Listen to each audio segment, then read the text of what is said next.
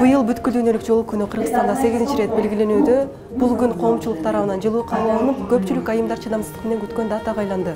Бүткүл дүйнөлүк жоолук күнү жоолукчан айымдар тууралуу коомдо калыптанган туура эмес көз караштардан, жаңылыш пикирлерден арылууну максат кылат.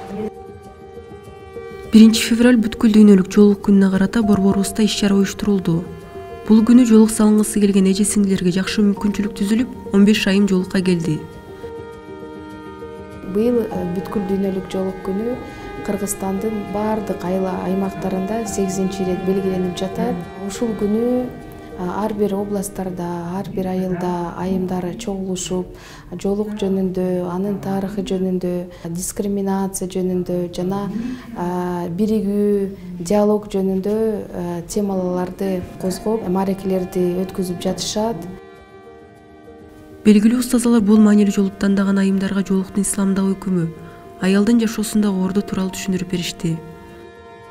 Жоолук күнү 1 февраль эл аралык жоолук күнү эң сонун маанилүү күн деп мен ойлойм. Жоолуктарыбызды салынып, кийинип, ушул умамак уюштурган иш-чараларга келебиз. Жаңы жоолукка келип аткан кыздарга дуа кылып, аларды дагы бир алардын сүйүнүчү менен кошо биз дагы бөлүшүп, эң сонундай баардыгыбыз баарлашкан күн деп мен эсептейм да, эң сонун. Коомдун өнүгүүсүнө ар тараптуу салым кошуп келе жаткан алдыңкы айымдар эже сиңдилерди куттуктап, өз тажрыйбалары менен бөлүшүштү. Былтыр жоолук күнүн белгиленгенден кийин мен дагы ошол сахнага биринчи жолу ушул умма уюштурган мааракеде жоолук алып, ушунчалык толкунданып, ушул сахнадан эле салым алгым келген.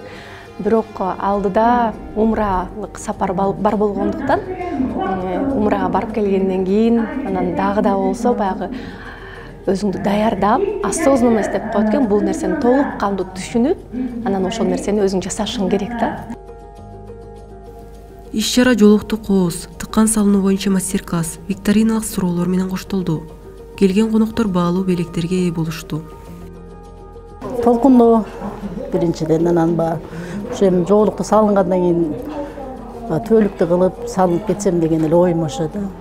Белгилей кетсек, бүткүл дүйнөлүк жоолук күнү Кыргызстанда 2016-жылдан бери уюштурулуп келет.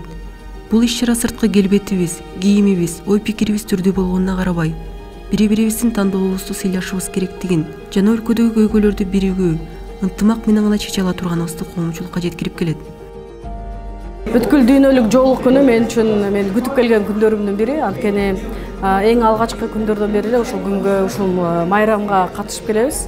Анан ушул менин жоолукка келген себеп ушул бүткүл дүйнөлүк жоолук күнү десем жаңылышпайм. Анткени эң алгачкы ушул коомчулукка жоолук менен чыккан ушул күн болгон да. Былтыр деле ушул эмени көргөм.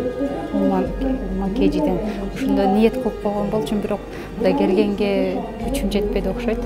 Анан быйыл насип болуптур.